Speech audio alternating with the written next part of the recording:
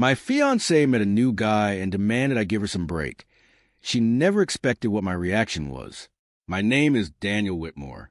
I am 34 years old. I used to believe I had life figured out.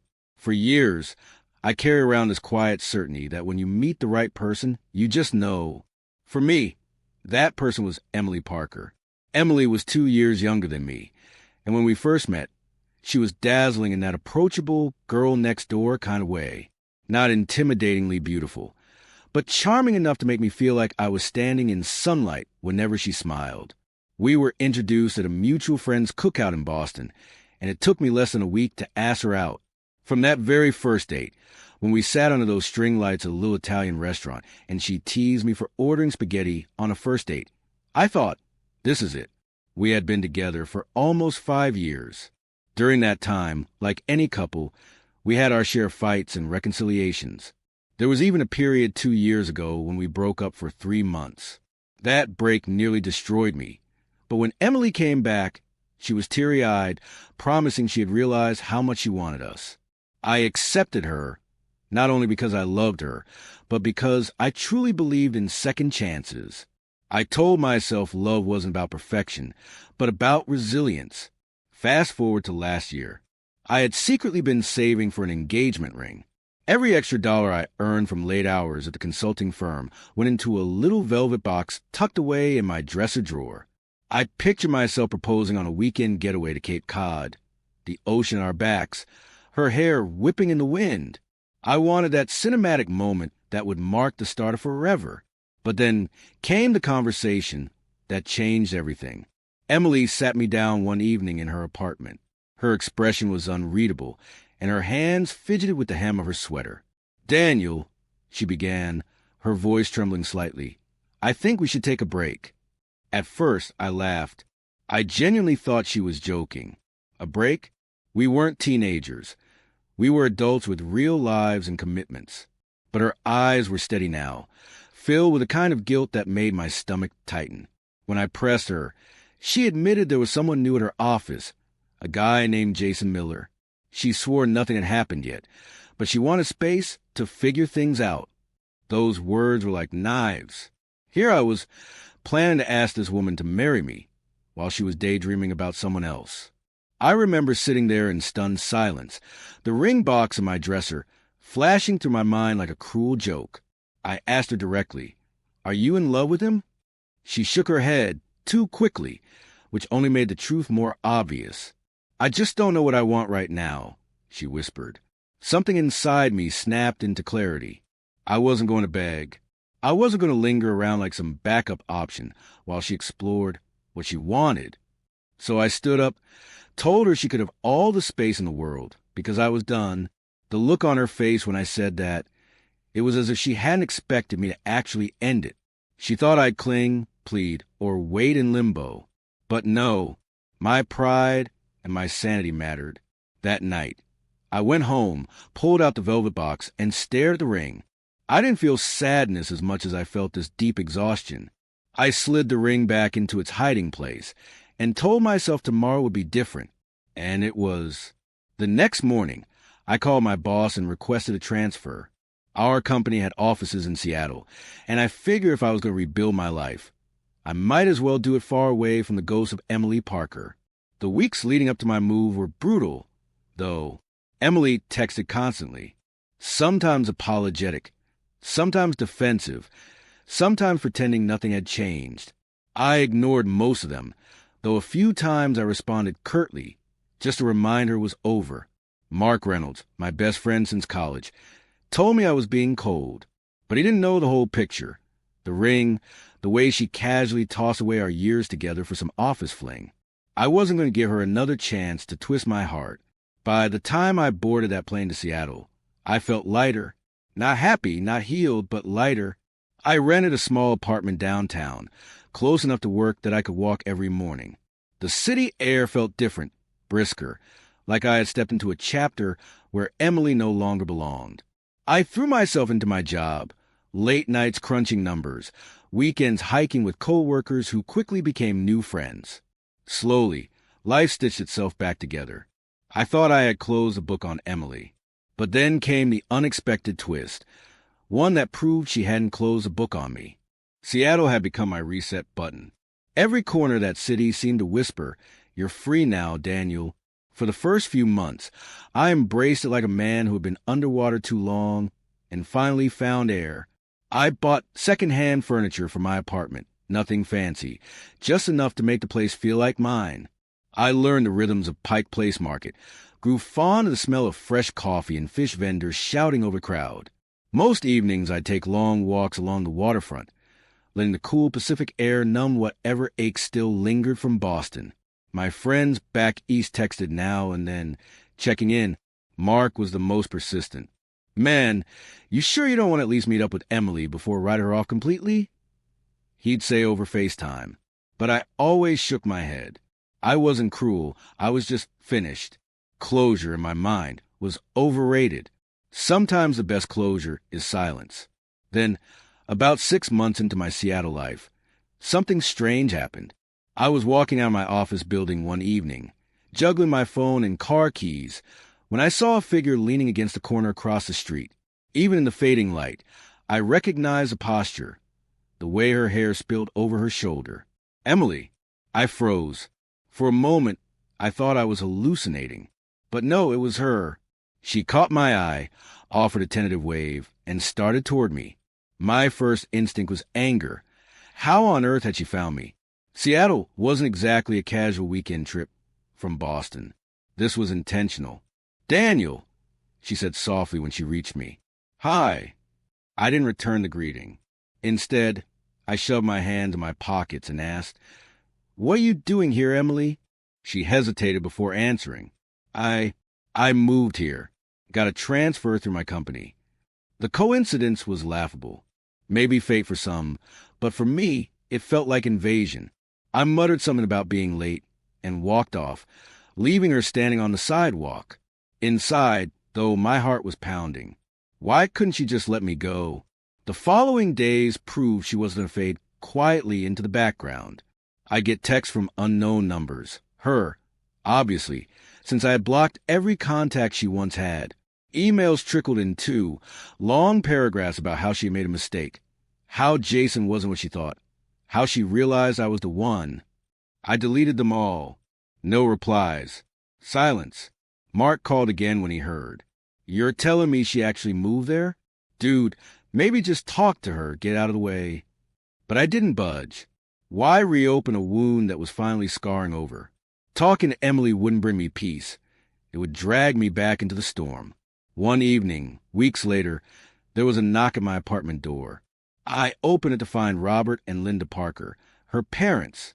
I hadn't seen them in years, but there they were, standing awkwardly in my hallway, clutching a box of pastries from a local bakery. I was too stunned to speak. "Daniel," Robert began, his tone weary. "We're sorry to intrude. We just wanted to apologize."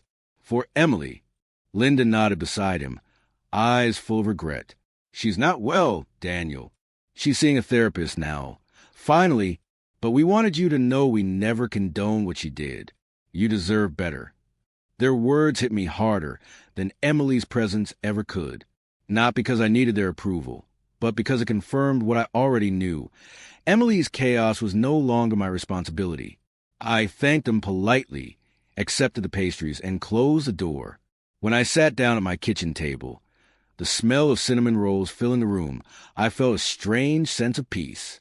That was the moment I realized I had truly moved on, not because of distance, not because of new routines, but because no amount of apologies or therapy sessions could undo what she had done. Emily had made her choice, and I had made mine. Life went on. Seattle grew brighter, my friendships deeper, my sense of self stronger. Every so often, I'd think back to the man staring at the velvet ring box in Boston, gutted and exhausted. He felt like a stranger now, because the Daniel sitting here, 1,000 miles away, was no longer defined by what Emily took from him. He was defined by what he chose to rebuild. Even after Emily's parents showed up at my door, I thought the storm would finally pass. I figured their apology was the last page of our story, a quiet period at the end of a sentence that had dragged on too long. But life has a way of reminding you that some chapters refused to end neatly. It started small. I'd see Emily at the grocery store, hovering near the produce aisle as if she just happened to need apples at the same time as me. At first, I chalked it up to coincidence. Seattle is a big city, but it's not impossible to run into someone you know. But then it became too frequent, too calculated. She'd appear at my favorite coffee shop, on the same hiking trail, even in the lobby of my office building one morning. Each time, she'd give me this nervous smile, like she was waiting for me to break the silence. I never did. I kept walking, kept sipping my coffee, kept staring straight ahead. Ignoring her wasn't easy. My heart still carried scars, and seeing her reopen them, but I knew acknowledging her presence would only encourage her persistence. The emails grew stranger too. She'd write about how she had dreams of us back together, how Jason had been a mistake, how her therapist thought closure with me would help her heal. I didn't reply. I blocked new accounts as quickly as they appeared. Mark, ever the peacekeeper, told me I was being too harsh. Maybe just hear her out once. It could help her move on. But my answer was always the same. Mark, my closure is silence. Hers doesn't have to involve me. One night, though, things crossed a line. I was coming back from a late dinner with colleagues when I noticed someone sitting on the steps of my apartment building. It was Emily. Her knees were pulled to her chest, her face pale under the streetlight. When she saw me, she stood quickly, brushing hair from her face. "Daniel, please," she began, her voice cracking. "I just need 5 minutes. That's all." I sighed, exhaustion weighing me down. "No, Emily, you don't need me. You need to respect the boundary I've set." She reached for my arm, but I stepped back. Her eyes glistened, a mixture of desperation and anger. "Why are you being so cruel? After everything we had?" "Because you ended it," I said firmly. "You chose Jason. You asked for space. I gave it to you permanently. I don't owe you anything now." The words hung in the air, sharp and final. Emily's face crumpled, and without another word, she turned and walked into the night. I stood there for a long moment, my chest tight, before finally climbing the stairs to my apartment. The following morning, I found a handwritten note slipped under my door. It was messy, emotional, a jumble of apologies and justifications. I didn't read the whole thing. I crumpled it up and tossed it in the trash, because deep down, I knew that engaging, even with pity, would only keep the cycle spinning. Weeks passed. Gradually, Emily's presence began to fade. The sightings stopped. The emails dwindled. The silence stretched. It wasn't peace immediately, but it was the beginning of it. I threw myself into new project at work, started training for a half marathon, even adopted a rescue dog, a scrappy little beagle I named Cooper. Cooper had this boundless energy that forced me outside, forced me to live in the present. With him, I laughed more, worried less. Every so often, I catch myself wondering about Emily, not in a longing way, but in a distant, reflective one. I hoped therapy was helping her. I hoped she'd eventually find someone she could love without sabotaging it. But those thoughts never lingered, because the truth was, I had no role in her story anymore. One evening, Mark flew out to visit me, over beers on my balcony. He admitted he finally understood why I'd been so resolute. "Seeing you now," he said, clinking his bottle against mine, "I get it. You're lighter, happier, like you finally belong to yourself again." I smiled, watching Cooper chase his tail on the rug. "Exactly," I said. "I'm not carrying her choices anymore. I've got my own life to live." That was the difference. Love, when real, lifts you. But love tainted by betrayal, by indecision, by disrespect, it drags you under. I had learned to swim free again. And for the first time in years, I was no longer afraid of drowning. By the time my second year in Seattle rolled around, the shadows of Emily had almost completely faded. I wasn't naive enough to think scars disappear overnight, but I could feel how life had filled the cracks she left behind. There were mornings I woke up and realized I hadn't thought about her in weeks. That was a victory. Work had gone from a distraction to a passion. I'd taken on new responsibilities at the consulting firm, Leading a team for the first time. The pressure was intense, but it gave me a purpose larger than my heartbreak. I was mentoring younger analysts, traveling to clients across the West Coast, and every success felt like a brick laid on the foundation of the new life I was building. Outside of work, Cooper kept me busy. That dog had more energy than an espresso shot, dragging me to dog parks at dawn and refusing to let me wallow in solitude. Funny how a little creature who couldn't say a single word taught me more about unconditional loyalty than Emily ever had. But perhaps the biggest shift came when I met Claire. It wasn't dramatic, no lightning bolt of destiny. Just a casual introduction at a friend's birthday dinner. She was sitting across the table, sipping a glass of white wine, and when she laughed at one of my dry jokes, it was the first time in years I felt that spark of possibility. Claire was different from Emily in ways that mattered. She was steady, thoughtful, the kind of woman who didn't play games with words or emotions. She worked as an elementary school teacher, and whenever she talked about her students, her eyes lit up in a way that reminded me what genuine passion looked like. We started small, coffee dates, long walks with Cooper, late-night talks that stretched until dawn. I never told her about Emily at first. I wanted this new chapter to stand on its own. Eventually, though, I share my story. One rainy evening, sitting on her couch while the smell of fresh popcorn filled the room, I told her everything. About the proposal that never happened, the break, the move to Seattle, even Emily's unexpected arrival. I braced myself for judgment, but Claire simply took my hand and said, "You did the right thing. Sometimes walking away is the bravest thing you can do." Her words settled into me like warm sunlight after a long storm, because she was right. For years, I thought strength meant holding on. But in reality, the real strength was knowing when to let go. Not everyone in my life understood. Mark, for example, remained skeptical. He liked Claire, sure, but he also liked closure, and he couldn't help revisiting the Emily chapter now and then. "Don't you ever wonder what would have happened if you talked to her? Really talked?" he asked one evening over drinks. I shook my head. No, because the man who would have said yes to that question isn't the man I am anymore. Claire and I grew closer over time, not through grand gestures, but through small consistencies. The way she remembered how I took my coffee. The way she encouraged me before big presentations. The way she made space for my past without letting it dictate our future.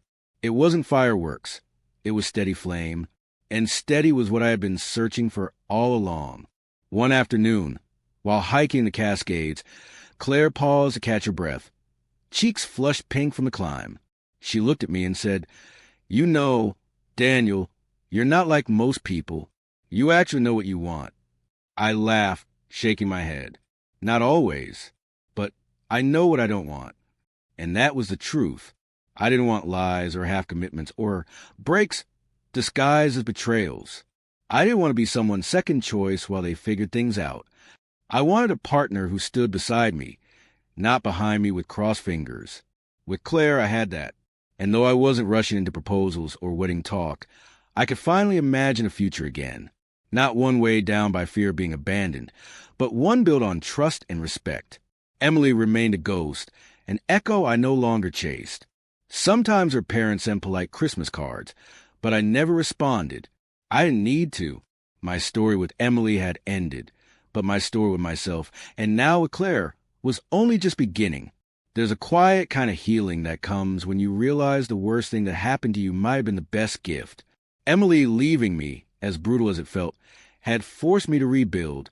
Without that pain, I might never have moved, never found Cooper, never met Claire. It wasn't fate, it was choice. And for once, I had chosen right. There's a moment in every healing journey when you look back and realize the person you once were no longer exists. For me, that moment came one crisp autumn morning, walking Cooper through the golden leaves scattered across Volunteer Park. I caught sight of my reflection in a cafe window. Nothing remarkable, just me in a worn hoodie and running shoes. But I barely recognized a man staring back. Not because I looked different, but because I felt different. Gone was the man clutching a velvet ring box, waiting for someone else to decide if he was enough. Gone was the man lying awake at night, replaying every word, every silence, every unanswered question. What remained was someone lighter, freer, stronger. And that transformation wasn't because of Emily. It was because of me. But healing doesn't mean forgetting. There were still reminders, unexpected and sharp. A song on the radio, a restaurant we once loved, even just the way someone said her name. Sometimes, out of nowhere, I'd wonder what Emily was doing. Had therapy truly helped her? Had she built a life beyond chasing me? Those thoughts didn't carry bitterness anymore, just curiosity. One evening, long after I thought the chapter had closed, I got an email from Emily's parents. It was short, gentle. They told me Emily had moved back east permanently, that she was doing better, and that she wanted me to know she wished me happiness. I didn't reply, not out of spite, but because there was nothing left to say. The silence between us was the closure we both needed. Instead, I poured my energy into the present. Claire and I grew steady, our bond deepening in ways that felt unshakable. We took weekend trips to the coast, hosted game nights with friends, and dreamed out loud about the lives we wanted. Not fairy tales, not grand illusions, just real, ordinary, beautiful plans. A house with a backyard for Cooper. Vacations that weren't escapes, but celebrations. Partnership rooted in honesty. One night, while cooking dinner together, Claire turned to me and asked, "Do you ever regret how things ended with Emily?" I thought about it, stirring pasta sauce slowly. "No," I said finally.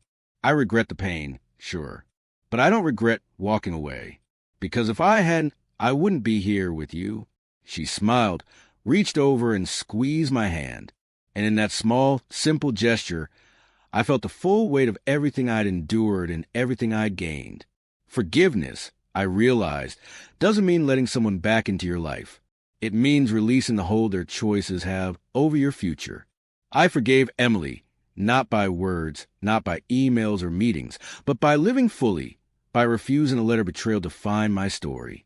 Now, when people ask if I believe in second chances, I say yes. But not always with the same person. Sometimes a second chance isn't about rekindling a broken relationship. It's about giving yourself a chance to start again. To pack your bags, move across the country, adopt a dog, fall in love with someone new. To rebuild on stronger ground. My name is Daniel Whitmore. I am 34 years old. And for the first time in my life, I'm not waiting for someone else's decision to shape my future. I'm living it. Fully, freely, and without regret. Because when Emily asked for a break, she thought she was pressing pause. But what she never expected was that I'd stop the tape altogether and start recording a new story. If there's one thing my story has taught me, it's that love without respect is an empty promise. When someone shows you where their loyalty stands, believe them the first time. Walking away might hurt, but staying where you're not valued will cost you more in the end. Real peace comes when you choose yourself, rebuild, and open the door to a future where you are genuinely loved and respected. So, what do you think about my choice? Would you have given Emily another chance, or walked away just like I did? Drop your thoughts in the comments. I'd love to hear them. And if this story touched you, don't forget to like, share, and subscribe for more real-life stories that make us think, reflect, and sometimes even heal.